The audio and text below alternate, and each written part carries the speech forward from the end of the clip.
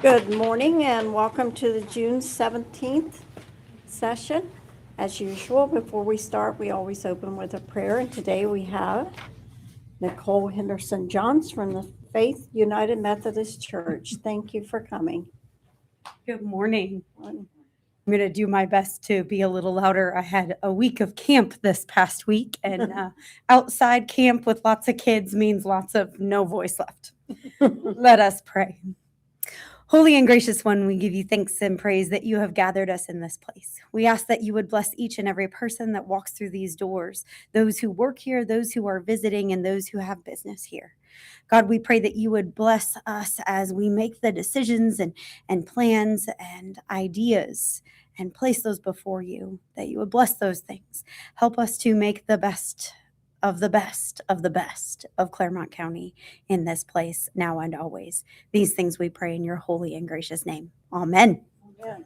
Thank you. Thank you. Commissioner Painter, you want to lead us in the pledge? I would.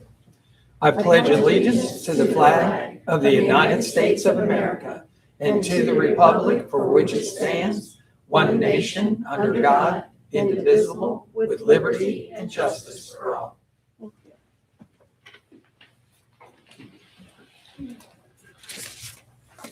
Okay, we will call this meeting to order. First thing on the agenda is the approval of the regular session minutes of June 10th, 2026. Do I have a motion? So moved. A second. Roll call, please. Commissioner Painter, Yes. Commissioner Corcoran, Yes. Commissioner Batchelor. Yes. Next, we have a presentation by Dorothy Meyer, Director, Clermont County Department of Job and Family Services.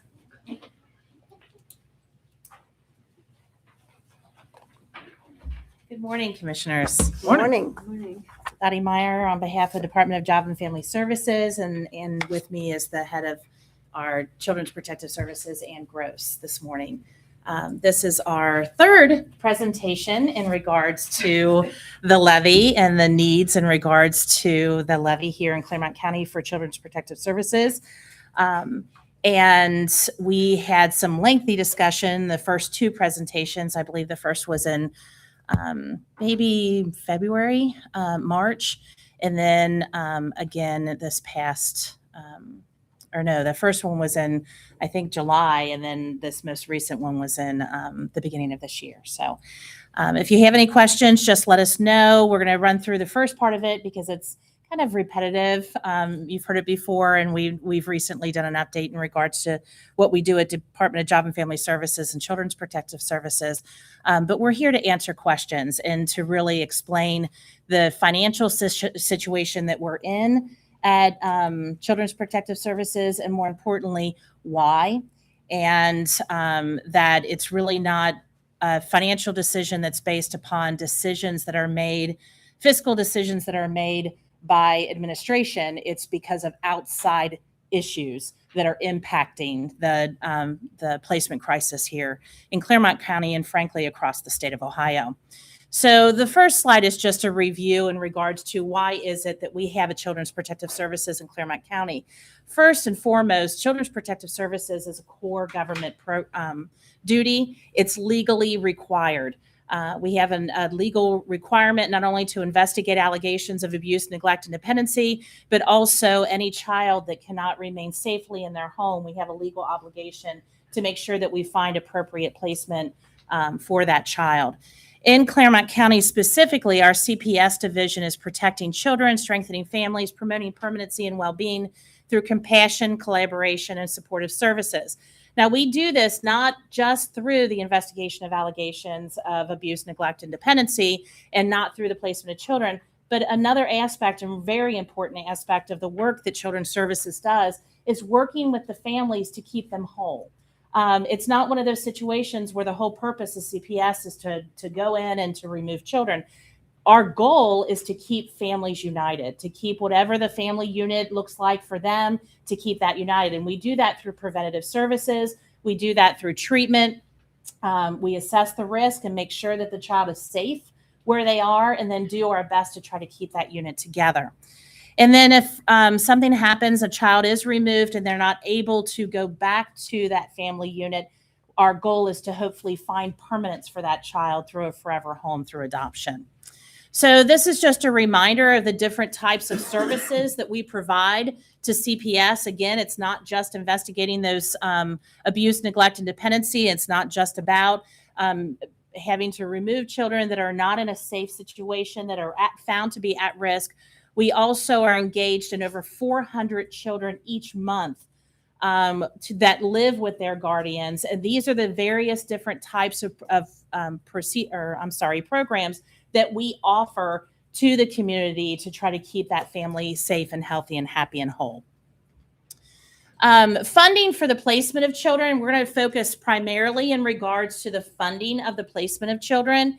And they have, the levy is primarily for the purpose of supporting of children's services and the care and placement of children.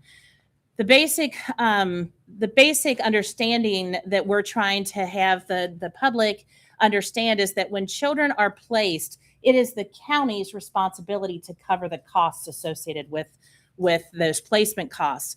That is primarily what the funding through the levy is for in the state and in our county specifically. So the commissioners, through decisions, have authorized levy funds to be used for placement of children in both for CPS and for juvenile court. This is just a reminder, our average group home cost per day per child is around $538 a day. The residential treatment cost, the average is $626 per day. The average stay for a child in placement is 17.2 months. Yes. Just to kind of clarify that cost for a second, Mm-hmm. I know that's taken on an average per day. Yes. Just, I mean, for talking purposes, Yes. so that people who actually see this know, what would be a low cost per day? What would be the high cost per day? I mean, keeping in mind that you've talked about the average, but I'm very, very aware that some of these children and the needs that they have far exceed the $626 a day. So what would be a low cost? What would be the upper cost? Anymore, I can answer that for a group.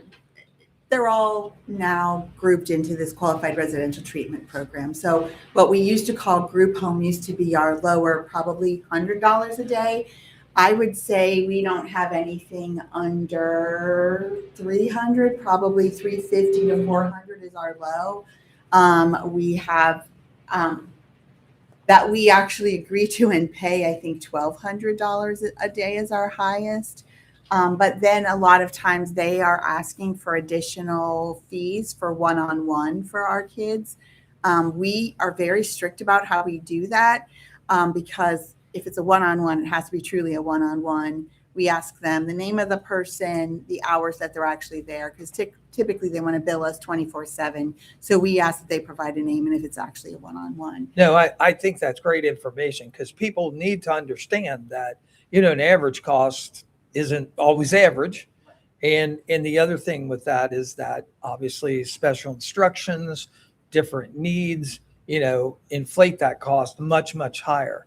And then what facilities are actually available that can, I understand we don't have as many options as we had before. And there's no regulation in the state as to what these particular entities can charge. Is that, could you just talk about that a second? Yes. So we don't have any in our county. So anytime that we're looking at one of these facilities, we're going out of county. We do have some children placed out of state. Those are largely in what we called psychiatric residential treatment services. So those are the higher end kids that have very serious psychiatric issues. But these facilities are throughout the state. So that means they can be up to 5 hours drive away. So the caseworker is going up there at least once a month and driving 10 hours just to get back and forth.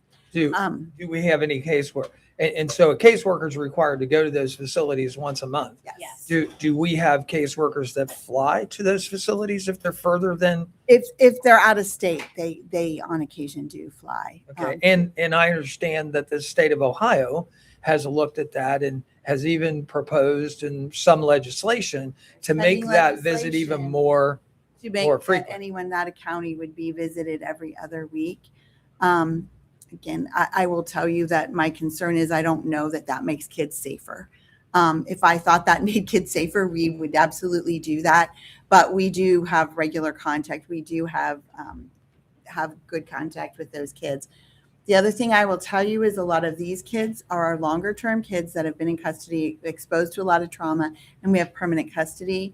And I am happy to say that the majority of those kids have had the same caseworker for years. So it's a caseworker that they know well, that they are comfortable with, and those cases. It's harder with a kid we just met because they don't feel as comfortable talking to us. But my adoption staff, who are the longer term care staff, have all been there for many years, and they've had these kids, and these kids know them very well. And so we do have regular contact with these kids, and they know they can come. But they are kids that have lots of behavior. They have had lots and lots of trauma.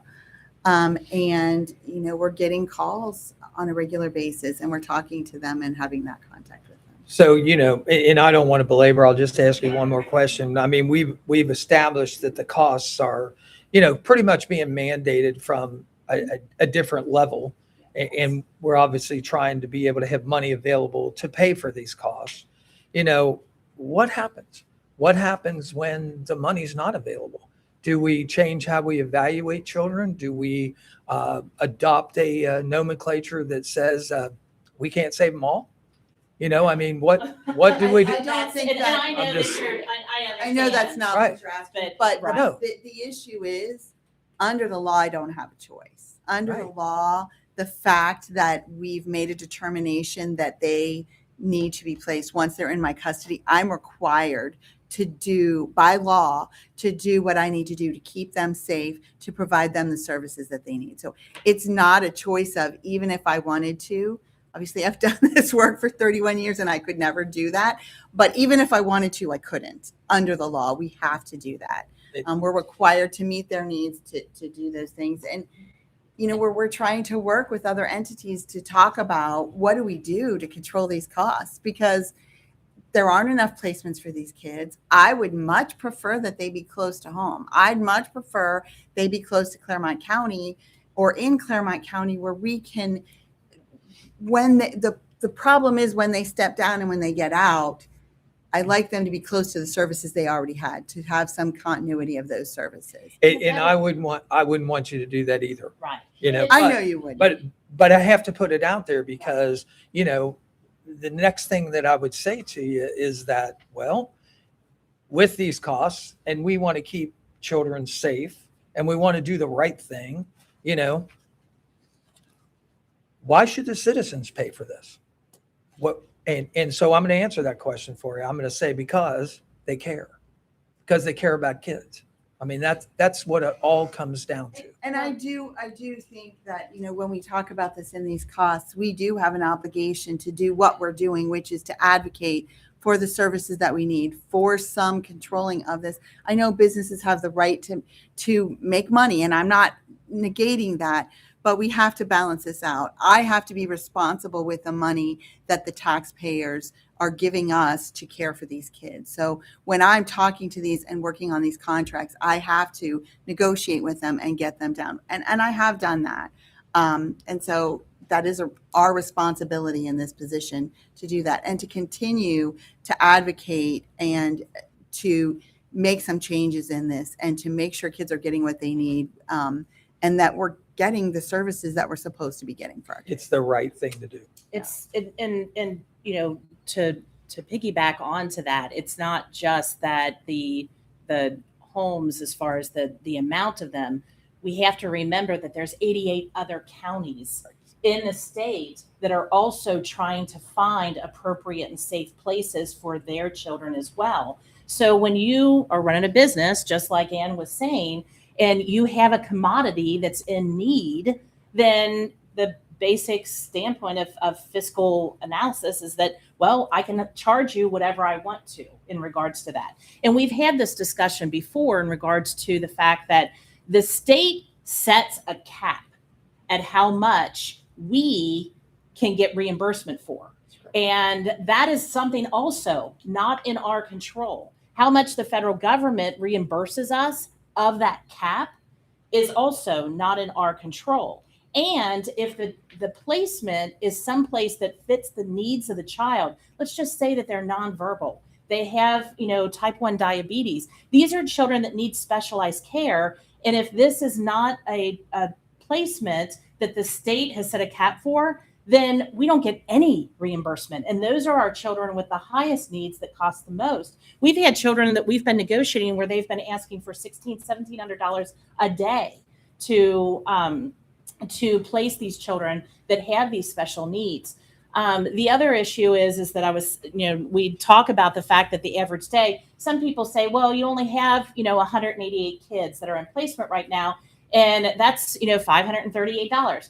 But everyone needs to remember that when we have a child that is removed because of safety issues, the minimum amount of time that case is going to be going on is probably a year. Sometimes we can resolve it, get the placements, the services in place for the family to have them placed back quicker. But for the most part, it's usually a year. So 538 just at the median per year, or if it's a higher, need child, $1,000 a day for a year. And sometimes there's always, if it's so close that we know where we're going to have somebody that's going to be back in the home, we might extend it for another, 6 months. And that's just it's all about the best interest of the child. So all of these things are taken into consideration. And it goes back to your point. It's about what's best for these children, and where we place them is important, and the type of care that they get and that we pay for in these placements. And then the other issue that we have to think about is, I'm going to skip ahead a spot. You indicated that what happens if we don't have a levy? Now, number one, what's going to happen if we don't have a levy? With no renewal, we will completely have exhausted all of our adjusted cash balance, everything, by June of next year. So, and we had talked about this the very first time, that when we were talking about the options, about how long we would be able to have money for this type of placement through CPS. But let's talk about if we don't have a levy. Even if we have a renewal, it's still going to be limited, and it's only going to kind of put a Band-Aid on it for a little while longer. But without CPS having that levy and having that extra money to have access to, the placement of children, because it's mandated, we still have to place children, we still have to pay for it, but that would mean that non-mandated programs, those programs that we use to offer help to families, to try to keep that family unit, to try to keep children locally with kinship, which is family members that we like to place with. You always want to place them with a family member if you can, or someone who has a relationship with a child, whether it be a neighbor or a friend. Can you imagine me making a phone call to you, Commissioner Painter, and saying, hey, could you take 7 children for us today? I mean, obviously you probably would, but what is the impact on your family and on your finances if we did that? What about daycare? All of a sudden you have to pay for daycare. You have extra clothes, you have extra food. So we need that money to help, but why would you not place a child with people that are familiar with them and be able to have them do that? But those types of programs, some of those would have to be eliminated because you'd have to be able to push money over for the placement. So non-mandated programs, which would involve your educational, your treatment programs, your preventative programs used to strengthen families and keep them together, would have to be cut out or limited. Then you have to look at even broader. I know that you were talking about, you were alluding to this, all of you were alluding to this, but what about the community impact? What happens if those preventative programs start getting cut? How is that going to impact the resources for your other agencies that the commissioners and the taxpayers would then be supporting? Your courts. Without more preventative programs and education to strengthen those families, we're going to have more children removed. Well, that just adds. It's a vicious cycle, right? It just adds for more child placement. The courts are involved with that. That's going to make impact in regards to the courts and how the number of magistrates we need, the judges' docket, the resources that they use. Maybe it involves more delinquent behavior. So then we have more probation officers. We also have schools. If the parents aren't getting the support, the schools are not getting, either the attendance is going down because the parents aren't sending the child to school, or the child's not going to school, or they have to help more families to try to get them in a position where they can go to school and get the best that they can out of that education. We have law enforcement. Law enforcement is going to be involved in more issues. That's just the reality of it. The impact on the general fund with the impact to these other agencies that we're talking about. Hospitals, we have local services that they're going to be. Just remember when the SNAP was cut, who took the brunt of that? We had IPM, we had all of our food pantries. So when you take away something that we provide to the community, to those families, to keep those families together, you take that away, and it makes burdens on every other aspect. It used to be that we talked about trickle-down economics. It's trickling down because that loss is then trickling down and impacting all these other budgets as well. So what we have as far as levy funding currently, the original levy, as you all know, the voter approved 0.8 mils back in May of 2006. The current effective millage for that levy is 0.46. The levy funding is just over $3.6 million. The estimated child placement related costs for this year is going to be over $9 million. So even with the levy, that's still a $6 million shortfall that we have to figure out how we're going to cover. So as I've already alluded to before, the child placement costs will result in the adjusted cash balance for CPS being completely depleted with no renewal in June of 2027. But even with a renewal without any increase is going to be November of 2027. As we presented to you before in our prior presentations, the purpose of the increase was to try to make the levy stretch as far as we could into the next levy cycle. So without that increase, obviously the length of the effectiveness of this levy in helping us with the placement costs is going to be lessened. So as we indicated, the projected placement cost for 2026 was $9.3 million, a little over. That's averages about $779,553 a month. Now, obviously, this includes both CPS and juvenile court. Levy options are the levy renewal, which that is going to generate around the same amount that we're getting now for the levy. And the levy expires in the end of this year. The renewal +2 increase, which is what we had presented to the voters in the past two. The first time it failed by just less than 100. And this time there was more opposition in regards to it.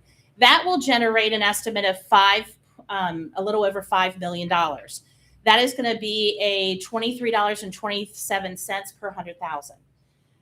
Another option for the commissioners to decide would be just allowing this current levy to expire and running on the November ballot a new levy.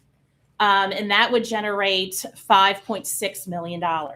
Now, I will tell you, though, that we've checked, and if that is the option, when it shows up on the ballot, it'll show additional. Even though it's not technically an additional levy for CPS, it'll still show additional, even though we're allowing one to expire. So that's something that's important because obviously we're in a very different atmosphere than we have in the prior years that the levies have been running. And, we all are part of the community. We understand the concerns of the voters. But we also know that the reality is that these costs have to be met regardless. They're legally mandated. We have to meet these costs. And without the levy, the drain on the community is going to be increased dramatically.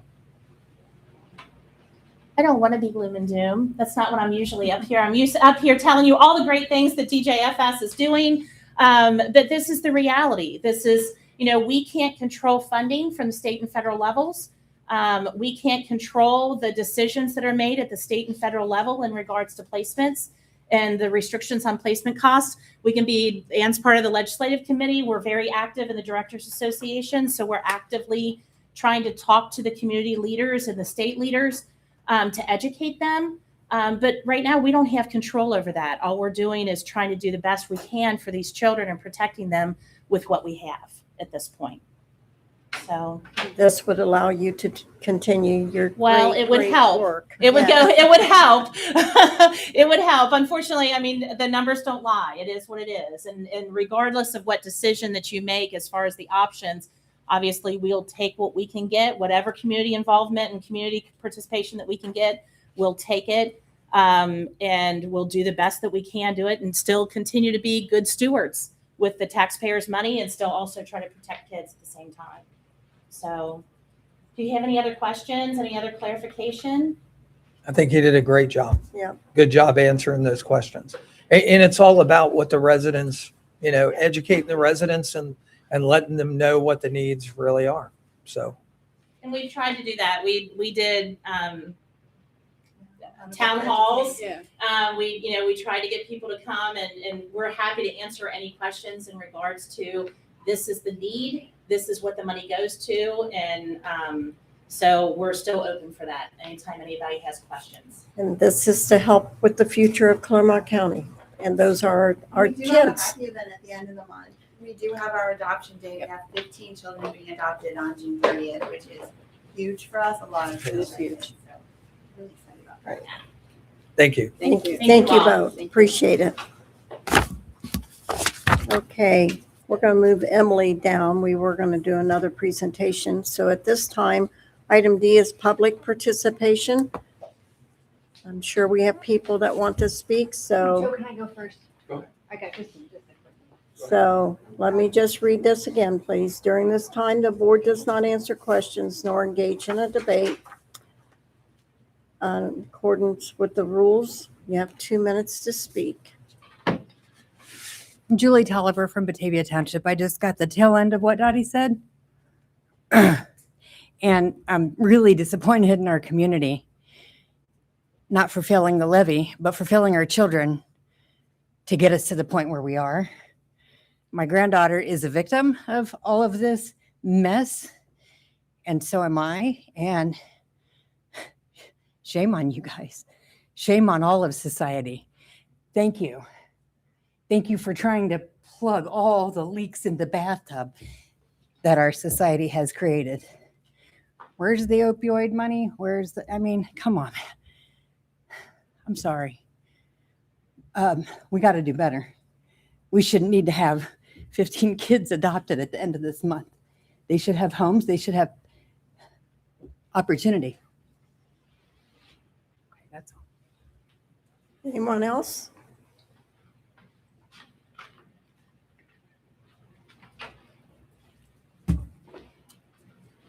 Joseph Wagner, Batavia Township.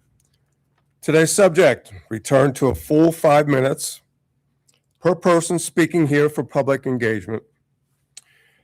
It is difficult coming here, sticking up for myself, saying my evidence to this board, only to be met with indifference, closed minds, and a stubbornness that does not serve the people of Clermont County. I remember as a child, my mother encouraging me, little Joey Wagner, to fight back against the school bully who tormented me. With courage, I finally hit him back, making a stand right there. Now, as a grown-up today, here, I come before the board and yes, confront the bully. I imagine someone told you to stiff the people's public engagement, and you did, figuring that somehow we, the people, would eventually get over it. I won't. I don't like to get stiffed. My stand here is simple, saying it loud. 30 minutes and 5 minutes per person was the norm for Clermont County residents to speak here. Return it. Make it happen again. Here is a quote to sum up today from Frank Sonnenberg. He's a writer. If your change isn't making things better, it's time for a change. Simple. Our morning preacher just prayed, help Clermont County be the best Why do you still neglect this? Anyone else?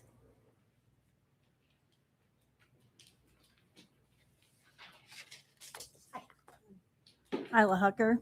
Do you need my address? 1320 Minks Drive. This may be the wrong place, but I'm here. I butt up against the Shawnee Station development that's crosses the border between Batavia Township and Union Township. I will be there 35 years in November. Never had a water issue since they approved that. And when I went to the meetings at Union Township, I let them know there's an old railroad track through there with a 24-inch culvert pipe. Tom Nickel owned the property, kept it. In 35 years, we've never had a water issue of anything backing up on us. Back in March, we had the pipes in the back, the front, the neighbor's back, and coming up out of that basin because it was clogged, and that's a 24-inch pipe down there. I've spoken to Corey Wright at Union Township. He's been supportive. I guess he forwarded my concerns to a Greg Smory, I believe at Soil and Water, possibly, Clermont County Soil and Water. He sent out a map. What's the last name? Greg? Greg Smory, Smorey. And he sent out a Matt Sperry from Soil and Water. Again, I couldn't find his card this morning. I'm not sure if there's anyone else, if I need to go to the engineer's office, if I need to go to the Port Authority, since it's a water issue. I want to make sure it gets to the right people, because I don't want the homes built and everything and us get backed up on. And I just don't know who to. One of the people I talked to said typically it's a 36-inch pipe that's put in now. It's an old abandoned railroad. I just know that water is going to be running off and everything once houses, blacktop and everything gets put in there. So I don't know who to reach out to, who to send. Said pictures weren't necessary, but I do have some. Joel's right here, right? Joel, can you? I don't believe that's under our department because it is a stormwater issue. Probably gonna be under McMahon. All right, Yeah, I can't. Building department potentially, or I'll talk, yeah, I'll get your information and I'll reach out. I don't Well- know that it would be ours either, but I can maybe point you in. Loud Bloom. And this is not a flip comment, but I get that. We can't make them do, but they're not allowed to flood me. Their development is not allowed to flood me. Whether it gets in my house or not, it's not allowed. I'm not their water retention. Correct. And I tried to be ahead of this when it was approved and let them know about it. Do it. Ma'am, Help you. we just said we think it's the building department, but will you give her the info? Yeah, I'll- Who to contact so we get you to the right person is what we're trying to do. Yep. Thank you. Thank you. Is there anyone else? Seeing no one, we will move on to item E, which is the consent agenda. Board, we've had this in time to review. Do I have a motion to approve as presented to us? So move. Second.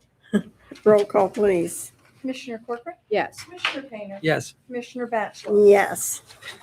Moving on to item F, that is the non-consent agenda.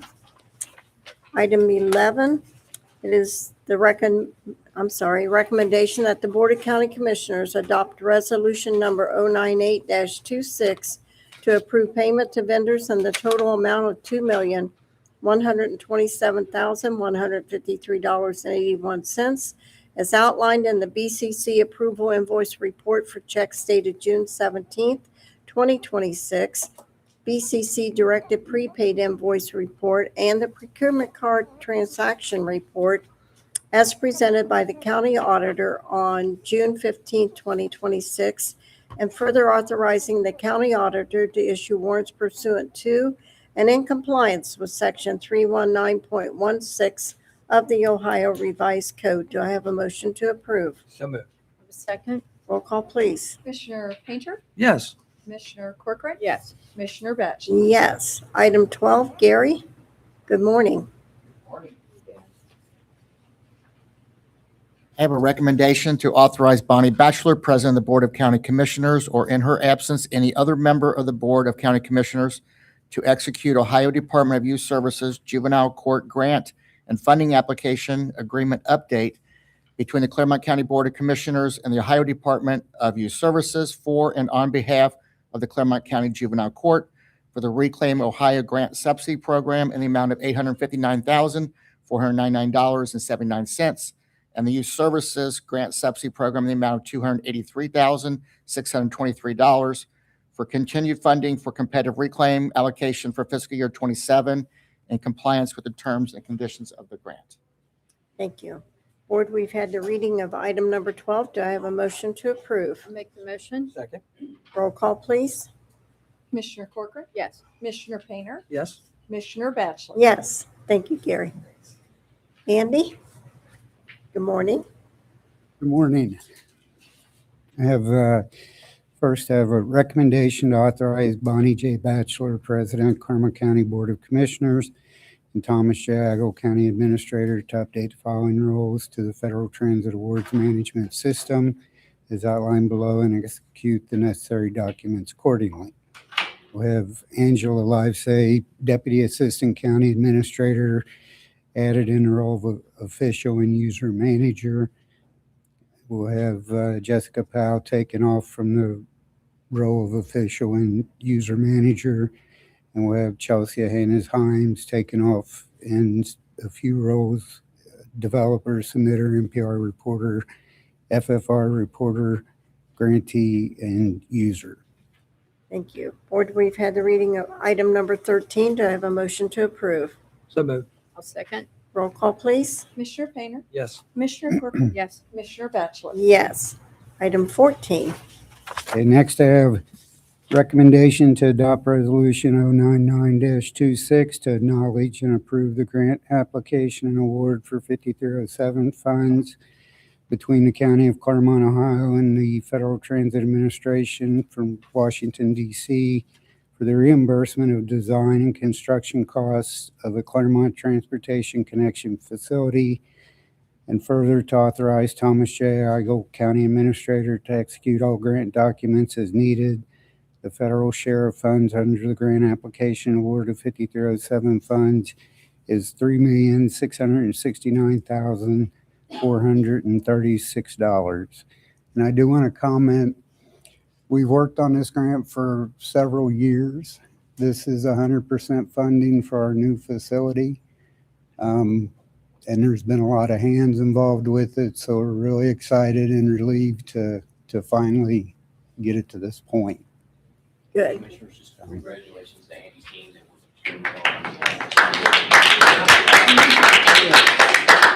What was the budget foreman, Emily Akers and her team? So it took a lot of work over a period of years, so we're happy to announce this today. That's great. Believe it or not, I'm excited, even though I might not show it to you. You're saying that's excitement from you, This is right?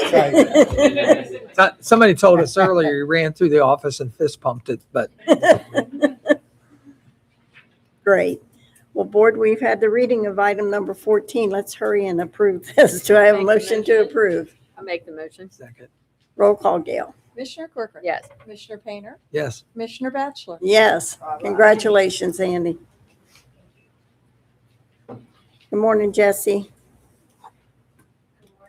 Jessica Wiederhold, Director of Department of Public Safety Services.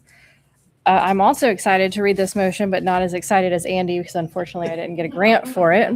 The item number 15 is a recommendation to accept the proposal from Saragon Networks Incorporated dated December 22nd, 2025 for the 911 microwave backhaul system and to execute the sales agreement between the Clermont County Board of County Commissioners and Saragon Networks out of Plano, Texas for the replacement of the existing microwave backhaul network as detailed in the scope of services at a total cost not to exceed $4,378,928 pursuant to and in compliance with the terms and conditions of the agreement and contingent upon the receipt of the required purchase order. This is the next step in our big upgrade to our microwave system. It's been a long process as well. A lot of parties involved. I want to thank Ronnie and Ralph, Brent Grammel and Aaron Berg from Union Township in Northeast because we had to create a committee. sat through hours of interviews of technical information that we couldn't quite understand. And we think that Saragon is the most advantageous to the county. So I'm very excited to move forward with this. Thank you. Thank you for your work. Board, we've had the reading of item number 15. Do I have a motion to approve? So moved. I was second. Any questions or None. response? Roll Good call. job. Thank you very much. Thank you for your support. Sorry. Commissioner Painter, Yes. Commissioner Corcoran. Yes. Commissioner Batchelor. Yes, thank you, Jesse. Thank you. Good morning, Sarah.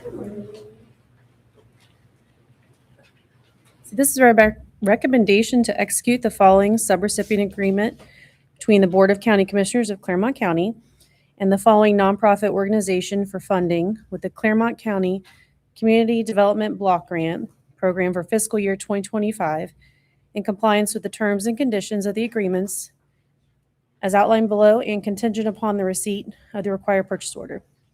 Subrecipient is listed as Bethel Area Tennis Association. Project name is Bethel Tate Community School Tennis Court Repair. Funding total is $60,000. And the contract term is 10/1/2025 to 9/30/2027.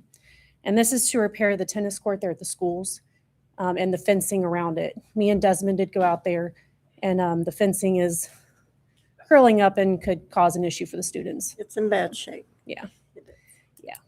Okay. Board, we've had the reading of item number 16. Do I have a motion to approve? I make the motion. Second. Roll call. Commissioner Corcoran. Yes. Commissioner Painter, Yes. Commissioner Batchelor. Yes, thank you, Sarah. Hi, Kennedy. Item number 17 is a recommendation to execute the Second Amendment between the Board of County Commissioners and Eastern Cincinnati Aviation at Sporty's Drive in Batavia for the management of the Clermont County Airport to modify the first renewal period from July 29th, 2026 to July 28th, 2031, with all other terms and conditions of the original agreement and addendum in full force and effect. We just had a date mishap. We had January on there instead of July, and we're fixing that. Board, we've had the reading of item number 17. Do I have a motion to approve as presented? So moved. A second. Any questions or comments? Roll call. Commissioner Painter, Yes. Commissioner Corcoran, Yes. Commissioner Batchelor. Yes, Thank you. thank you. Commissioners, while Kennedy is there, Kennedy, I was remiss, as our grants coordinator, Kennedy also did help with that, the FTA grant to get that funding for, so I was I'm happy for you, Andy. I want to make sure that she was acknowledged as well. So thank you, Kennedy. Thanks. Thanks, Thank you Kennedy. all.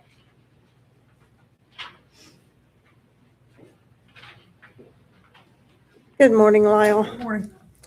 Item 18 is a recommendation to approve the solicitation of the request for statements of qualifications for as-needed engineering services relative to design services for bridge replacement projects, roadway improvements, bridge load rating services, drainage, performing geotechnical services, soil borings, or construction materials testing inspection, construction inspection, or professional services related to right-of-way acquisitions pursuant to and in compliance with Ohio Revised Code Section 153.68. All interested firms may email their statement of qualifications to swest@clermontcountyohio.gov no later than 4:30 p.m. local time on Wednesday, July 15th, 2026. And the notice will also be posted or published in the Clermont Sun on Thursday, June 25th, 2026, and posted on the county's website.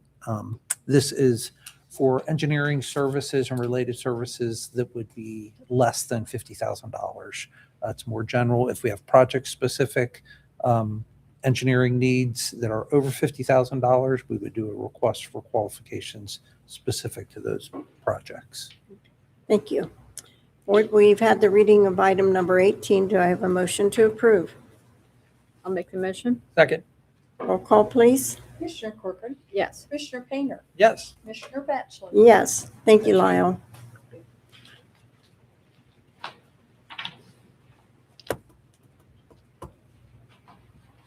Good morning, Ronnie. Item 19 is a recommendation to approve the request to advertise for the bids for the HVAC replacement at the Heritage Building pursuant to the plans and specifications and the authorization of the clerk of the board to place a legal notice in a newspaper of general circulation on Thursday, June 25th, 2026, scheduling a mandatory pre-bid meeting on Thursday, July 16th at 10 a.m. local time to be held at the Heritage Building located at 76 South Riverside Drive, Batavia, Ohio 45103, with bids being received until 2 p.m. local time on Thursday, July 30th, 2026, in the office of the Board of County Commissioners, Suite 329, 101 East Main Street, Batavia, Ohio 45103, where they will be publicly opened and read aloud. This notice will also be posted on Clermont County's website. Thank you. Board, we've had the reading of item number 19. Do I have a motion to approve? So move. Second. Roll call, please. Commissioner Painter. Yes, well, go, the discussion, Okay. if that's okay. I'm sorry. Okay. Just wanted to talk about this particular bid here. I know that we've got some schedule issues. So what's our plan? We are aware of some issues. So there is a potential where we will amend this contract because initially we're looking at the beginning of the year. And with the Board of Elections occupying part of that building, we have to kind of work around their schedule within 30 days of election cycles. So our process currently is to potentially amend this contract for summer months towards July through September is what we're trying to do with some of the movement that is required of this. So I understand this push to the right in the schedule is due to not being able to get the prosecutors folks out of that particular building into the probate area, and the probate folks currently occupying probate who should not be, should be in the area that's in the new juvenile court system that we built. But that there seems to be some conversation and struggle back and forth to prepare a place in the particular juvenile court, the new, I would say that's not new, right? That's the old portion and new portion, so that they could occupy that. So I just want to make sure the board understands that, you know, there was $150,000 available for this particular work, but we're going to end up spending that $150,000 that we would have done for renovations over there that the board has approved, but the drawings aren't approved by the 7 people they need to be approved by. And then we're going to spend that $150,000 on maintenance of this old system to be able to push the project to the right. So that's kind of where we are. Just want to make sure everybody understands that, because this would be really easy. You know, if we could go over and get the renovation done that we need over at the juvenile, we could move everybody where they need to go. And the $150,000 that was slanted for that would actually complete that area, and we wouldn't be spending it for maintaining this inadequate HVAC system that's in the building. So why are we voting on this today? Why aren't we changing that format and get the 7 signatures that we need and get it accomplished? They've actually put the drawings ahead in front of those 7 people. Yes, They can but- only they can't get them to sign them. Correct. Putting this together to answer your question, Commissioner Corcoran, will allow us to, one, get the actual cost and actually enter into this contract. And then that timeline, if we have to do an amendment, pushes us back far enough to where we'll be able to more likely be able to get that equipment in a timely fashion and make sure that we're actually able to execute this project at a later date. So the people that will not sign off on, what is their purpose of not signing? What's their reasoning behind it? There's a couple of things that they want in this renovation over there. They want to demo out a courtroom and then use that as a storage facility. And the exiting judge at juvenile, the current judge that's in there wants that courtroom to stay. She wants to use that courtroom. Is that correct? Yes. Which is a needed usage. They do. So if It's a need needed storage, usage, why so- can't we do storage somewhere else? and Why let can't them we have the store it in the courtroom? hall? We've tried everything that we could do. Keep in mind that, you know, a judge has a right to, you know, ask for how the facility is to be laid out to be able to run their courtroom. So we can't seem to come to an agreement. So But that hallway is not actually part of the court system. So why could we not build, even if it were to take Jeter systems along those walls and do something to hold the filings until we figure out, I know they're the large books and all that stuff. why could we not do that instead of Those spending hallways money? are humongous. They're wide. There's plenty of room. Yeah. There's plenty of room to store it. You could almost make a You could room even out of a cage it if you hallway. had to instead of an expenditure. Ralph, I'm sorry, this is your department. Go ahead. Explain it, Ralph Lenny, Lucille. Assistant County Administrator. I'll answer two things. One, I met last Friday with the court administrator concerning this issue, and they are not willing to consider any of the recommendations from county administration as how to use that space in order to get the prosecutor located where probate court is right now, which is a solution to doing the project. Talking about the hallway, in order to investigate that, we would have to hire an architect to take a look at what code requirements would be, as well as working with the court administrator as to can that work with how they want to do their operations. So we would have to have direction from the board in order to go forward with that approach. Also, in talking about getting this contract out for bid now, as Ronnie was saying, we may be looking at 18 to 24 week or longer delivery time on the equipment that's out there. The sooner we get this out, we know if we can make the possibility of doing the work in January, February, and March, or if we're going to be stuck with doing it in July, August, and September. Plus, we want to get our prices, our costs locked down now before they get any higher. We do not have to award the contract when it comes in. That will come in front of the commissioners to take a look at. I think it's best that we go ahead and get things moving now instead of waiting. Okay. That's where we're at. We've been there for a long time with this. We have. Yeah. We have. And, I'm sorry that the art of negotiation is dead on the subject, but it really needs to be revitalized because this is space that's sitting there that we all know could be handled. So we're not saying anything that should not be out there. But thank you.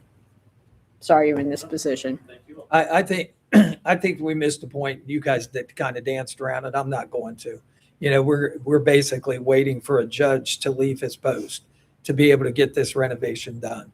So that's where the holdup is. So let's call it right out there like it is. And it's unfortunate because what this does, this is detrimental to everybody in the county, and so we'll manage around it. It's not the most desirable, but it can be done. Well, we built the building for court space, not storage space. Right. I'll just say Absolutely. that. So thank you. Okay, that was, Okay, move forward. Have we voted on this yet? Yes, you have. Okay, thank you. okay. Thank you. We did? Roll call. Roll. Oh, okay. I didn't think we did. I didn't think we did. No, we either. started to, and I stopped it for discussion. Because I got to number 2. Yep. Commissioner Painter, Yes. Commissioner Corcoran. Yes. Commissioner Batchelor. Yes, thank you, Ron. Thank you, honey. Item number 20 for you as well. Item number 20 is a recommendation to award the bid for the Filliger Campus Improvement Phase 2 project for Clermont County, Ohio to Graybach LLC, located in Cincinnati, Ohio, for the lowest and most responsive bid received on April 23rd, 2026, in the amount of $9,798,600, and to execute the contract with services to commence upon the issuance of a written notice to proceed from the Clermont County Facilities Management Department and to be completed by 425 days after the receipt of notice to proceed in compliance with the terms and conditions in the award of the bid contract and contingent upon the release of the required purchase order. Thank you. Board, we've had the reading of item number 20. Do I have a motion to approve? I'll put the motion on the floor. Second. Any discussion? Roll call. Commissioner Corcoran. Will put in my discussion at this point before I vote is that for full disclosure to everyone, my husband represented the actual lowest bidder in this, which was a Clermont County company who actually produced their paperwork and everything in. At this time, I will not be voting for this. I will be abstaining in that behalf, so everyone understands that I am fully being openly disclosing it. So I will abstain. Commissioner Painter. Discussion still open on this? Just to clear the air on these particular bids. I think 9 companies bid, was that right, or 6 companies? 9 companies bid. 6 companies provide all of the paperwork that they were supposed to provide with the bid. And 3 companies did not provide all of the What paperwork. were the 3 top bidders? No, it Yes. wasn't. No, one of them was a second bidder that provided all theirs, which is Graybach. The lowest bidder left out 3 documents that they did not produce. And I looked at that and I reviewed it to make sure. I So, did too. And actually, just for discussion here, there are certain requirements by the state of Ohio. There are other ones that are required on the side that were not necessary to an award in the bid. That's the difference. we'll have to between agree. our We'll case. have to agree to disagree. When you ask for the bid documents, they have to be supplied. And one of those bid documents was workman's compensation agreement, which was not provided. Is that correct? Okay, thank you. Roll call, Gail. Commissioner Painter, Yes. Commissioner Batchelor. Yes. Thank you. Thank you.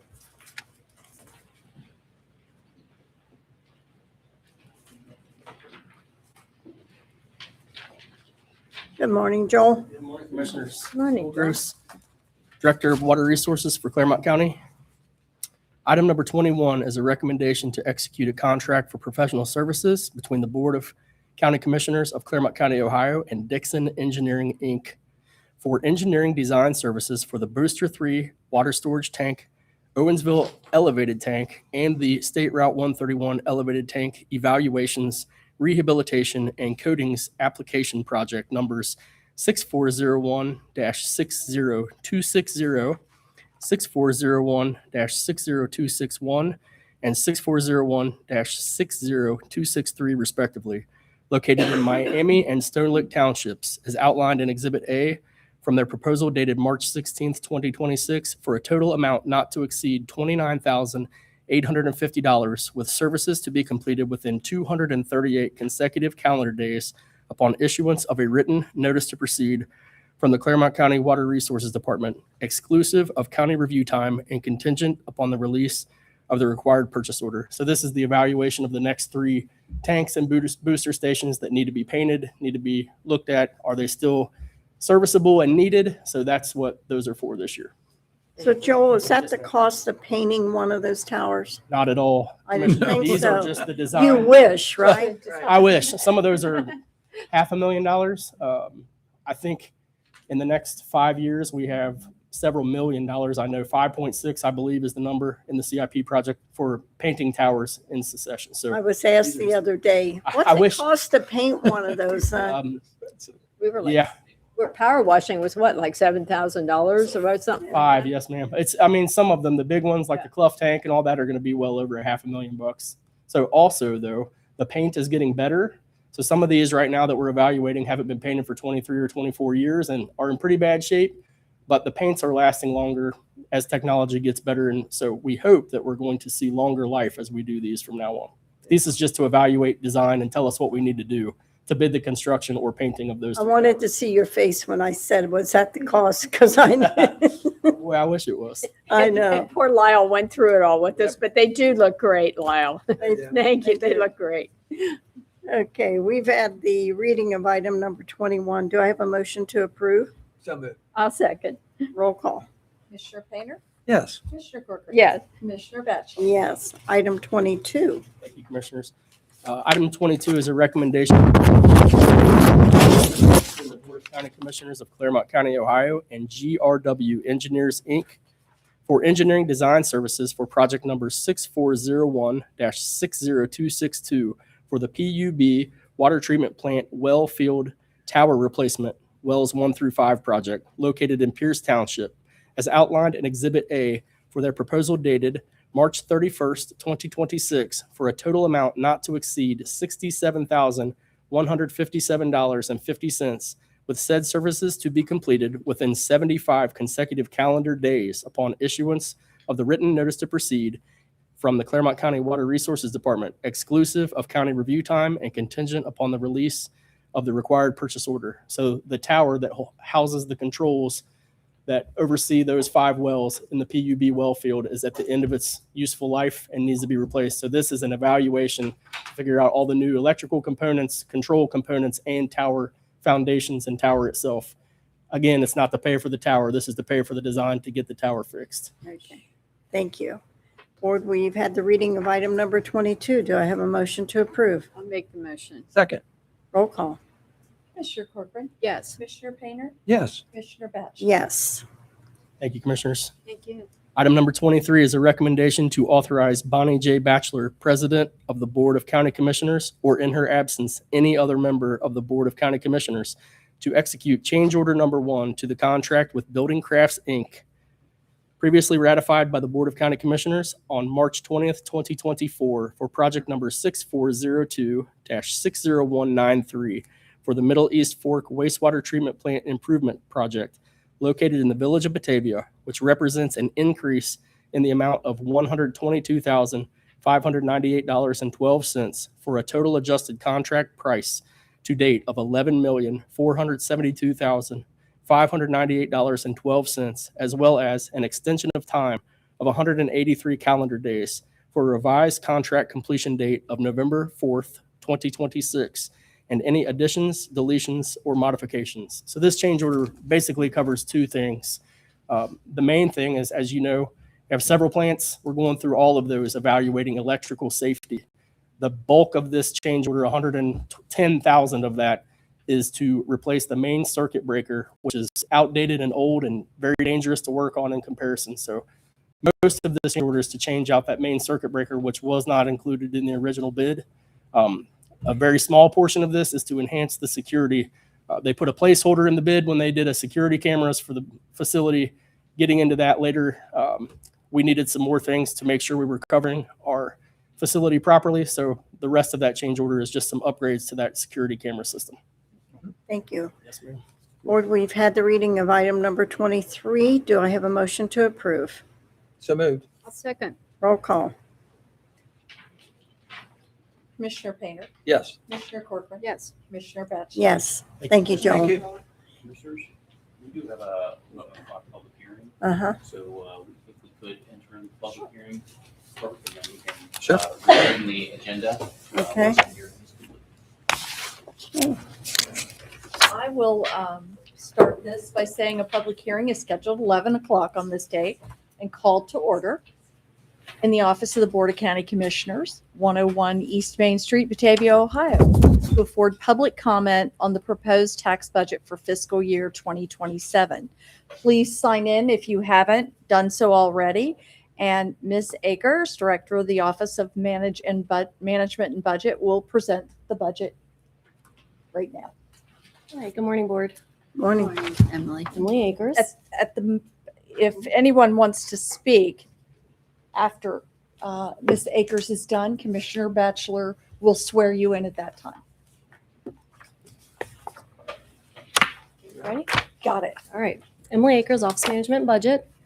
Now, bear with me. The Budget Commission had waived the tax budget for the past 3 years. So this is the first time since 2024 that we are presenting the tax budget. So this is some of the technical things I'm going to run through really quickly regarding the Ohio Revised Code. Section 5705.30 requires this public hearing on the tax budget and that the budget is available for public inspection at least 10 days prior to adoption. Officially, I have to have it available on June 28th. My goal is I'll have it available next week. It's done. I just need to get it all put together and printed up. Notice of this hearing was published May 28th. The ORC 5705.28. This is required to be adopted before July 15th of the calendar year, which we are scheduled for adoption on July 8th in a couple weeks. Details, including the tax budget, are set out by ORC 5705.29. Now, we do have 141 funds that are in the tax budget, and we have 123 that are projected to have activity in 2027. There are some funds such as the ARPA fund that won't have activity. You know, we're paying everything out by the end of this year. So there are funds that are in there but don't have anything going on next year. This is a very important part that I try to, send across to all the departments, elected official. This proposed tax budget represents the request of all the elected officials, agencies, and departments, but it does not give any spending authority. That will come in appropriations this fall. We actually, in the fall, you cannot adopt a budget that has negative cash balance and any funds. With the tax budget, we can, and you'll actually see that moving forward some. But again, this is not any appropriation spending authority. So the general property tax rates, what you're looking at right now is, I do want to say, this rate schedule and the estimates, these are based on the 2025 valuation, so that, which is collected in 2026, which our current county valuation is $7,141,311,508 for the county as a whole. We do not get this updated valuation that is certified. It had been always October. Now it seems to be coming in November. We like to get it just because it's what we base our appropriations off as well. But the inside 10 mil limit, the county has 2.1 mils, that is for the general fund, and the capital plan has 1 mils. Now the outside millage, this is what are the voted levies for the county. So currently we have the alcohol, drug addiction, and mental health at 0.75 mils, children's services 0.8, development disabilities 3.25, senior services 1.3, and the library at 0.9, which, so as a total, there's 9.2. So I'm going to focus a little bit on the general fund since this does bring in 2.1 mils of property tax. So the general fund is the operating fund of the county. It is the largest discretionary fund managed by the Board of County Commissioners. It represents approximately a quarter of all the receipts and expenditures budgeted by the commissioners. It funds 20 of the 21 elected officials. The only one not funded from the general fund is the engineer. This provides mandated services related to criminal justice, so all the sheriff's activities, the jails, detention center for juvenile probation. We have the general government, which is the commissioners, their offices, the auditor, the treasurer, recorder, board of elections. Judicial services, that includes the courts, the clerks of both courts, the prosecutor's office, the public defender. Public safety, we have the comm center, which is our 911 center, building inspection, the coroner, then health and human services, that's our veterans, DJFS, mandated share there, Ohio Department of Children with Medical Handicap, which is actually now called Complex Medical Health Program. So these are the history of the general fund property tax receipts. What you're seeing, those are in millions of dollars. So, looking from 2016 all the way through our 2027 estimate. Now, the 27 estimate is a little higher than that previous slide that showed the millage, only because I am including a slight increase on the property tax valuation just due to history.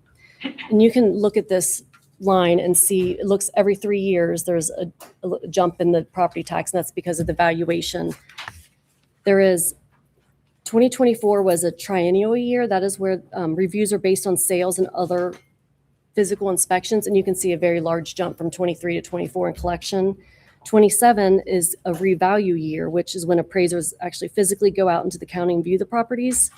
So every 3 years you either have a triennial or a revalue. So we're moving into revalue, and I looked back at, over the past 3 revalues, and it has been around 3%. So that is what I included for the increase in value for 27 estimates. However, going back to 1984, there were 4 revalue years from 1984 to 2002, and the average increase was 13.3%. So it will be interesting to see where this comes in when we get this in October, November timeframe. This is general fund, our revenue trend. I'm not going to bore you with reading every one of these numbers. I will talk about that the sales tax, it is our largest piece of general fund revenue. When we were going into, COVID had hit, we anticipated our sales tax was going to drop, but it was the opposite. It's increased, and our sales tax, for our budget for this year, our 25, we came in over budget for 25. I even took an increase on that, and we are trending over 4% above budget right now for 26. So I increased our estimate for 26, and then I'm holding that flat to 27. We'll see what 26 does. But the past several years have showed people still like to spend money. Charges for services, there's a slight drop in that, just the auditor's office and common pleas clerk fees are potentially estimating a drop in their revenue. Property tax, that line item, this is only what is coming in from the property owners.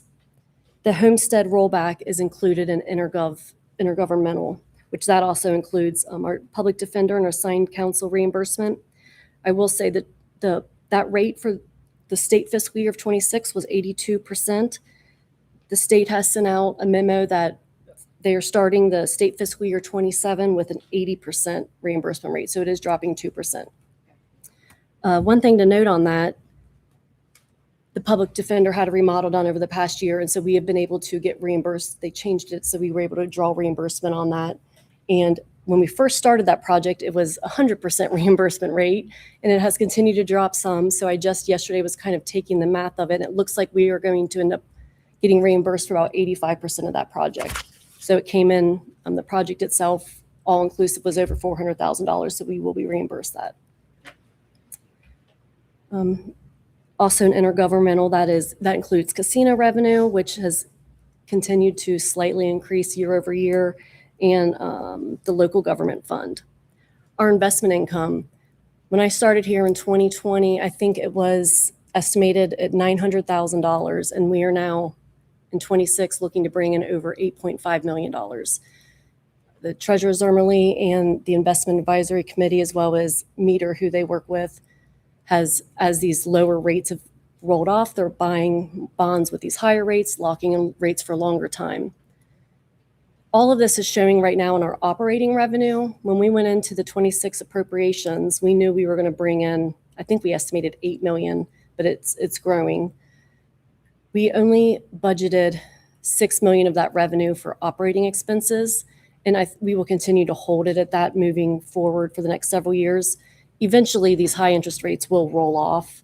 And if we budget at $8.5 million, and hopefully, they're continuing to stay longer than what we were thinking earlier this year, but eventually they will drop down. And so if we budgeted at $8.5 million and then we're only going to be bringing in $6 million in a couple of years, we will have to cut $2.5 million of operating expenses off the top. So we are taking anything above that $6 million and we'll be moving into non-operating, which, as we continue to discuss this, you'll see there is a need for our general fund balance, mainly for capital expenditures for the county. Fines and forfeitures were just, that is the court's fines. We have license and permits, mainly building department. That other receipts, the common pleas clerk has the title fund. He has declared a surplus, as well as the former clerk, over multiple past for years of $500,000 that they do transfer into the general fund. And then our non-operating, those are revenues that are either one-time revenues that come in, so they're not something we can count on for operating, or they are revenues that have a specific expense to it. A lot of time, maybe we'll get a grant for a specific expense, so that is considered a non-operating. So this is just the pie chart. You'll see I really like pie charts. I think it kind of breaks it down a little better, and we're looking at, this is the general fund revenue by type. And the top revenue sources really haven't changed much percentage-wise over the last few years. As the revenue continues to increase, the percentages pretty much stay the same. The sales tax is by far our largest general fund revenue source at 46%. It has fluctuated between 46 and 48% over the past 10 years. You'll see property taxes, that is 14% of our general fund revenue. So we still rely heavily on that as well. So now going to the expense side, we'll just look at these kind of as a whole. When we're looking at our 2027, remember these are what has been requested by all the departments across the county, which shows a large increase. So when we're looking at general government, I went through some of the elected officials that are under that. That also includes our risk management program as well. There is looks like when we talk on expenses to our 2026, the departments were to estimate their cash based expenses. So this is where it gets a little fuzzy because that is now looking at our cash, what's going out, but 27 is looking as what we are budgeting. So for instance, if you look at something like a capital project, which we just had so many go through today, that $8 or $9 million for Filiger Phase 2, that is budgeted in 26, but we will not be spending all that money in 26. Emily, just a question. Just looking at the general fund expense trend, Mhm. if I look down through there, if I drop back to 24 and I take a look at 79,424, is that close to what the actuals were that year? So 24 and 25 are actuals. Yeah. So it's easily to take a look at and say the request of all departments is 106 million, but last year, your actuals on expenses were only 86 million. Yes, Commissioner, you're right. But you'll notice if you look at that non-operating for 26 at large, we have planned, which we haven't done yet, but we're going to. There's a $14.5 million general fund contribution that is getting moved into the capital fund. Mhm. So 26 cash-based estimate has that $14.5 million. That is not a normal operating. So that does show an increase there. Now, if you look at what is being requested for 27, though, 98 million, that is $12 million higher than 25's actuals. Typically, though, our actuals come in lower than budget. I mean, vacancies, somebody leaves, you budget fully staffed and we know how there's turnover and things. So we typically don't spend 100% of our budget year over year. I do just want to really quickly run through just what's included in some of these other groups, like Health and Human Services. There's a jump in that. The animal shelter contribution that the general fund puts in, we are estimating right now about $645,000 for 2027. 26 is $400,000. Veterans is also included in there, and they're requesting an increase for next year as well. Our judicial services, it's what you would think. It's the courts, the clerks of the courts, prosecutor, public defenders in there. Criminal justice, this is the detention center, the sheriff, the jails. There's a large increase. There are bargaining rate salary increases is the majority of that increase right there. Okay. Public safety, that is our comm center. They have they have bargaining rates too that are included in here, as well as the coroner is included in that as well. Now, for salary actions, there was a handful of elected officials that did request either 4 or 5% salary action, and that is included in their request. But as for like any of the commissioners' departments, and the majority of the elected officials did not even include any salary action in their request because they will wait for what the board decides at appropriations. So this request is missing, a salary action for next year for all the staff.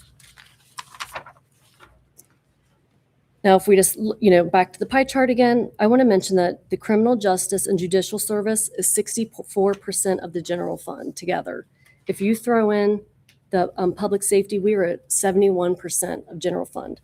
So how important it is to keep the general fund healthy and funded, because this is our public safety between the courts, the jails, everything involved in keeping the citizens safe in the county. I get this question a lot. How much is personnel? I'll tell you, it's people that runs this county. 73% of the general fund expenses are staff, and that includes benefits as well. And other expenses would be our contracts we have, which is to run the buildings, the staffs, things like that. But contracts as well on towers and everything else outside of personnel expense is 27% of our $98 million. So here's our general fund cash balance. The 2025 year-end cash balance is $58 million. You do the math, revenue expenses for 26 estimate, and then our 27. We're looking at a general fund cash balance of $45 million at the end of 2027. I will mention there's about $4 million of that fund balance that is actually earmarked for economic development. That is part of their conveyance fees that sits in the general fund. Okay, so now the capital fund, this is the 1 mil that property tax rate that we bring into the capital fund. So when you're looking at this, the brighter blue is the revenue, the darker blue is disbursements or expenses. Every year through 25 is actuals. And then 26 is a cash estimate, and then 27 is budget. The line running through, I think is it green, is the fund balance. So you see 24, there was a large, so I was looking at the revenue side. 22, 23, we put general fund money in there, and then 26, we're putting general fund money in again. 27 right now, it's actually, our property tax is only bringing in about $7 million. The difference is the grant that Andy was discussing for CTC for Villiger Phase 3. We will get the grant to reimburse ourselves for that. So that's an increased revenue for 27. If you look right now, our year-end balance at 2027 is looking to be about $3.9 million. We do not have included, there is still a facility master plan in the works. This capital plan right now does not include any new facilities outside of Villiger Phase 2 and 3, which Villiger Phase 2 is the engineers as well as facilities building and then CETC's building. There just is not enough revenue being brought into the general fund, or I'm sorry, into the capital fund that can support the capital plan in the future to just maintaining. If you saw everything that went through the session today, the HVAC systems are now millions of dollars. We have roofs and just to maintain our buildings will just completely deplete the fund alone without adding any new building. And with the county growing, we know that we are going to need more buildings. So Emily, this actual revenue in the capital plan, that's really generated from 1 mil of inside millage. Is that where that comes from? 1 mil of inside millage is about $7 million of it. Right. The rest of it is either grants or general fund contribution is like the larger ones. But we do try to grow, for instance, our new risk management provider, Corsa, they offer some mini grants. The sheriff's office, they've applied for, there's some backup camera grants that, we're talking a couple thousand here and there. They actually, the body camera whole program over the past 5 years, it cost us $1.2 million. They were able to get $400,000 in grants to help cover that. Now, he said, do you want me to keep trying to find grants? I was like, yes, I do. But, that's another, speaking of capital, the body camera, we are getting into our 5th year of that contract. So that is something we'll have to look at renewing. That is not yet in the plan. And the system to back it up. Yes, so we do get some funding, grant funding whenever we can to help cover some of the capital expenses, but the majority of it is, the only thing we know that we have for sure is the 1 mil. Oh, I'm sorry, will you go back there really quick? So we're going to move on now to, these are the voted levies. This is the Alcohol, Drug Addiction, and Mental Health Fund, which is 0.75 mil property tax rate. As we go through these charts, these are all set up the same, where you've got your light blue is your revenue, your dark blue is your expenses, and then you've got the cash balance running through there. These voted levies, and when they're renewals, they actually do not typically increase at all unless it is a new construction. So 22, 23, 24, this levy brought in property taxes. The property tax portion of this fund was $3.2 million. 25 through 27, it's about $3.4 million. Anything above and beyond that, that is their state, federal funding that they're bringing in. The revenues in 26 and 27 are including some funds from the opioid funds that the commissioners are putting together to help fund their crisis receiving center. So you can see their expenses for 26 and 27 are increasing. In 27, there is $2.7 million included in that expense budget for the crisis receiving center. And so they will be drawing on their fund balance moving forward. As you can tell, it looks like at the end of 27, they will be drawing it down to $6.2 million. So next is the Children's Services Levy Fund, which is, Dottie just gave a very good explanation and presentation on that fund. It is 0.8 mils property tax rate, which I think she said, 0.46 is actually the effective rate she's bringing in, because they only get increased revenue off of new construction as well.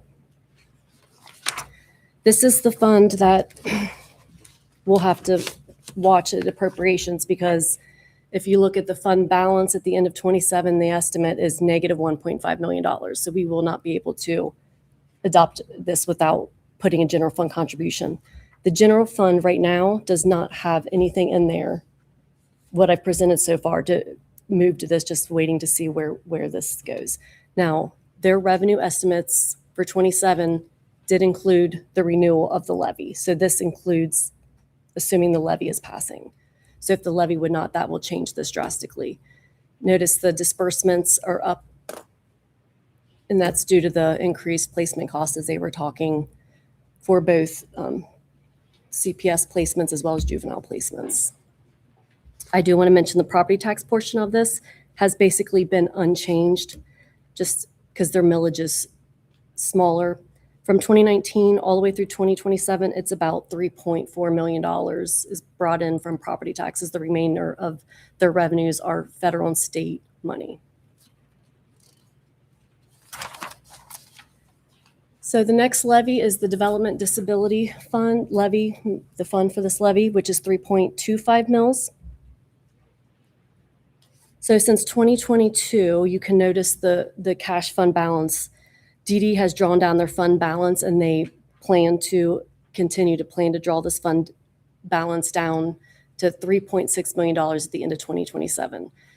This is the third fund in a row that is showing a decline in their fund balances over the years. So as we move through the years, if we were doing a projection right now, all these funds are going to be in trouble in the future if we can't find some changes. The property tax portion for this in 2025 was about 13.7. 26 and 27, they're estimating about $14.4 million. Since this has a larger millage amount, it does tend to increase a little bit more than the other ones do when there's new construction. So senior services levy, they have 1.3 mil property tax. I think their levy just recently is renewed. When we look, so everything that comes into this fund is 100% property tax related between the property taxes and the homestead rollback. We are contracted with the services to the elderly with the Clermont Senior Services, Inc., and they get every penny that comes into that levy is given, with the agreement is given to them to spend on the elderly. There is an agreement, an MOU with CTC to provide transportation for the seniors as well. So the fund balance of this is always $0 because everything that comes in goes out. So that's everything that has to do with the property taxes. I'm just going to do a really quick overview of all the BCC budgeted funds. So when we're looking at this as a total, we're looking 2026 estimating county is going to spend $334 million. 27, I'm sorry, this is revenue side. We are going to bring in $334 million, and then 2027, $323,000. Kind of the outlier right there. If you look at discretionary capital in 26, it shows a much higher revenue, and that is the $14.5 million. So it's interesting because the revenue is showing up in the capital fund, but the expense is showing up in the general fund.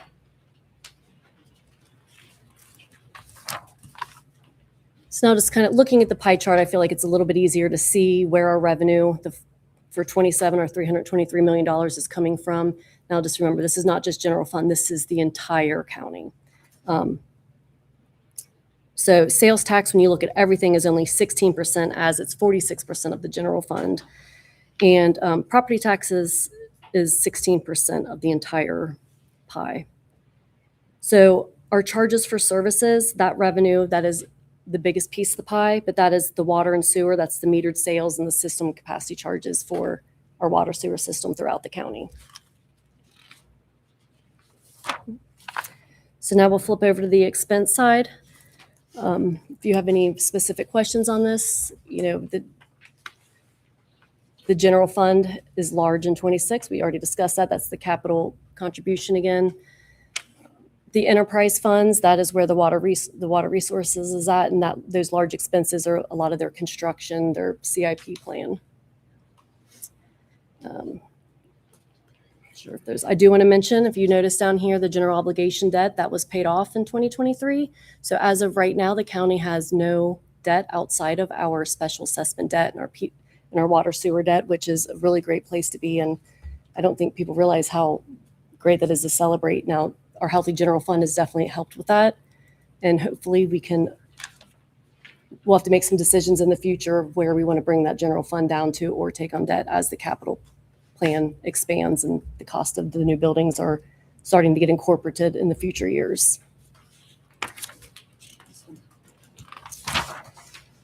So once again, here's your pie chart, looking at where the money is going. I just think it gives a good idea of all the revenue that the county brings in, where it all is going out to. And water sewer is over a quarter of it. Then, another quarter of it is the health and human services, which, that is our DJFS, our DD, our mental health, our senior services, our animal shelter, some of our youth services, domestic violence shelter, veterans. There is a lot in our health and human services, and that is all going back out into the county as well. And here, this is just looking at a cash flow of from 26, where we look at ending in 27, and pretty much every single fund is drawing on the fund balance minus the debt funds. So this is just something to consider. The largest one, one of the larger one, is the enterprise funds, which is water and sewer. They're looking at going from nearly $50 million to half to $25 million, but it has to do with their capital improvement plan and painting those towers. Yeah. So my last slide right here is just the funds to watch. Dog and kennel has been on the radar for years. I feel like they've done a really good job getting that. We know where it's at. It's just, it requires a lot of general fund money. Something I do like to keep an eye on is how much contributions were given to those funds. I've brought up capital multiple times. This is going to be a fund we definitely need to keep the eye on because we're talking millions and millions of dollars. Once this facility master plan gets fully incorporated, there'll be some decisions on what's priorities and how we are going to fund it. And the third one, which was brought up today, is that Children Protective Services Fund. Like I said, the revenue estimates include the levy renewal passing, and we're still projecting negative fund balance at the end of 2027. So without that, if that levy does not pass, the negative 1.5 million becomes closer to negative $5 million. So that is the end of my presentation. I wonder if you have any more questions. Just one question. If you take a look at the general fund, I think your slide said it was about 73% of the general fund was personnel. Yes. And then maybe another 22 or 26 was all the other things that are in the general fund. With some of these particular budgets and obviously some of these cash outlays that are being seen on here, it draws one to the conclusion very quickly that if you have to right size this because of a lack of funds, that you're going to right size it in the 72 or 73% of personnel that we employ. Correct. And to kind of play off of that, not just personnel costs, but also 71% of our general fund is our public safety, which is, so if something would happen and we'd have a property tax elimination, we would have to cut the general fund budget by 14%, and it would be majority personnel because we still have to have those contracts to maintain. So unfortunately, it would affect the public safety as well as how the county ran as a whole. And so, the reason for me bringing that up is obviously the state mandates that we have to provide a balanced budget. We can't spend more than we take in. And so, if push comes to shove, that's where the actual right sizing is done. And you have to manage within your means. That's all you can do. So technically, we can budget for more, but we have to have the cash fund balance. So if we Correct. start making our operating expenses are higher than our revenues, we will get ourselves in a major situation where we'll have to make cuts that are more drastic than what we would want to even have to make. Correct. Thanks. Thanks for that. Also, Emily, as also our funds to watch, besides under Children Protective Service, our mental health and recovery new program we've started up too, and what the cost of that's going to be once a lot of those funds have been drained, and where we're going to be in the projection of maintaining that department. Because with the help of the opioid fund, that does help, but that is not a bottomless fund either. That will be depleted over, That's correct. Thank you. several years. So that is another fund. Probably on our watch. It definitely should be on Getting our us- watch as well, because then you can see, what is it? I just know from discussions with them that, you know. Yeah, it's projecting a large, it's drawing down on its fund every year, and that is even with the opioid running up. funding coming in. So when that stops off, it'll be drawing down at even a faster rate. Thank you very much. Very well presented. Thank you. At this time, if anyone would like to make a comment, you are allowed to do so. On the budget only, we're talking about, since it is a public hearing budget. You're welcome to come up to the podium and make a comment if you'd like.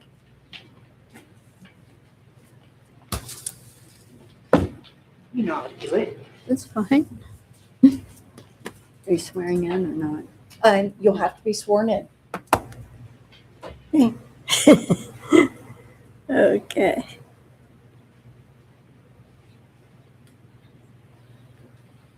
Oh, I thought you were going to do it, Gail. I can't swear them in, you can. I, Julie Tolliver, do solemnly swear. Go ahead. Do it. You know that part? You know that part? To tell To the, affirm that the statement you are about to make is the truth, the whole truth, and nothing but the truth. yes, thank you. Say, I do. I do. Thank you. My question is a question. So this is great. Appreciate all of it. Where's a crash course that a layperson could take to better understand the commissioner's budgeting? I don't know if these are shows as trends of health or not or what, but if there's any kind of OKI resource or anything else, any other quick free training for laypersons for county budgets, let me know. I'm sure there are a whole lot of people that would be interested. So thank you. That's my A great start is to even get on public budgeting. Look up how to do public budgeting. It's very, very simple. yeah, but that's a big It will that's a take big you- ask from Google. We'll talk. It'll take you into, if you get into any of your Master's of Public Administration courses, they're very geared specifically to those line item budgets, and it really helps. It just starts. I'm just looking for Then some we more can start. specificity. Like send me a link, Yes. please, because digging for stuff just don't have time. Anyway, That's thank good. you so much. Thanks. Anyone else? Okay. Okay, so at this time, we had no comments received by mail or anything. So at this point, We got to go we back. can motion to close the first public hearing. Do I have a motion to close public hearing? So move. Second. Roll call. Commissioner Painter, Yes. Commissioner Corcoran, Yes. Commissioner Batchelor. Yes. Emily, I think you're back. Jamie's gonna do it. Oh, Jamie, okay. She had enough. She's talked out. Good morning, Jamie Tanner, OMB. Last agenda item, item number 24, recommendation to resolve to approve and authorize changes in the annual appropriation, resolution number 186-25 for calendar year 2026 pursuant to Ohio Revised Code section 5705.40 as outlined in the following table, and to authorize Linda L. Fraley, County Auditor, to record properly. I have 4 supplementals today. The first one is Juvenile Court Title 1D into their regular salary for $40,000. Also Juvenile Court Title 1D Fringe Benefits, $14,000. Family and Children First into other expenses, $200,000. And Municipal Court Intensive Probation, other expenses, $40,400. Board, we've had the reading of item number 24. Do I have a motion to approve? I'll make the motion. Second. Roll call, please. Commissioner Corcoran, Yes. Commissioner Painter, Yes. Commissioner Batchelor. Yes. Thank you, Jamie. Item G, do we have any additions to the agenda? Commissioners, we do have one, the Deerfield Road Fishing Project, add to the agenda. Can I have a motion to add this to the agenda, please? So move. Second. Roll call? Commissioner Painter, Yes. Commissioner Corcoran. Yes. Commissioner Batchelor. Yes. And I will read this. Okay. This is a recommendation to adopt Resolution 100-26, acknowledging receipt of a petition signed by at least 51% of landowners to be specifically assessed in connection with a proposed improvement of Deerfield Road at the intersection of Deerfield Road and Parkfield Way, located in Goshen Township, Clermont County, Ohio, and setting a viewing date for Thursday, June 18th, 2026 at 10 o'clock a.m. local time This is all pursuant to Chapter 5555 of the Ohio Revised Code. Do I have a motion? I'll make the motion. Second. Roll call. Commissioner Corcoran? Yes. Commissioner Painter? Yes. Commissioner Batchelor? Yes. So we're going to take a trip tomorrow. Yes, you are. And you get to drive yourselves. All right. Okay. Thank you. Okay, moving on. Item I, I'm requesting an executive session pursuant to Section 121.22 G3 of the Ohio Revised Code to confer with the attorney for the board concerning disputes involving the public body that are the subject of pending or imminent court action. Do I have a motion to go into executive session? So moved. I'll second. Roll call, please. Commissioner Painter? Yes. Commissioner Corcoran? Yes. Commissioner Batchelor? Yes, we will return.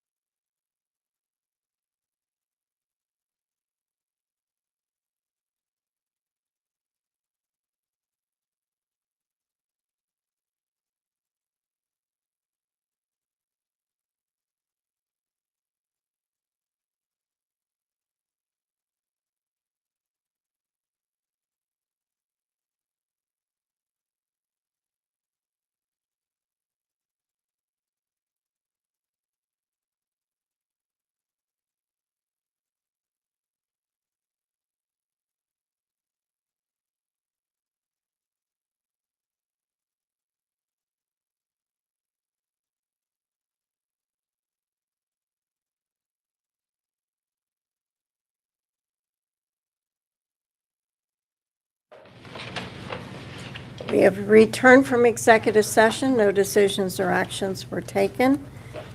This time, Emily, I understand you'd like to address the board again? I do. I apologize. I just have one correction that there could be other little minor numbers or something incorrect. But I did on the inside millage, which I feel like this is important to mention.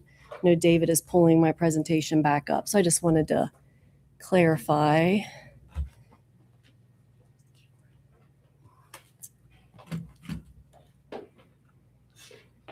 Here we go. Am I connected to this, David? Just turn it on. There it is. Here we go. Back to the beginning here. Maybe. Back to 3. It's not working. All right, here. Okay. Y'all back to 3. Can you just go back to the slide that towards the very beginning that shows the inside millage and outside millage? Keep going. Page 3.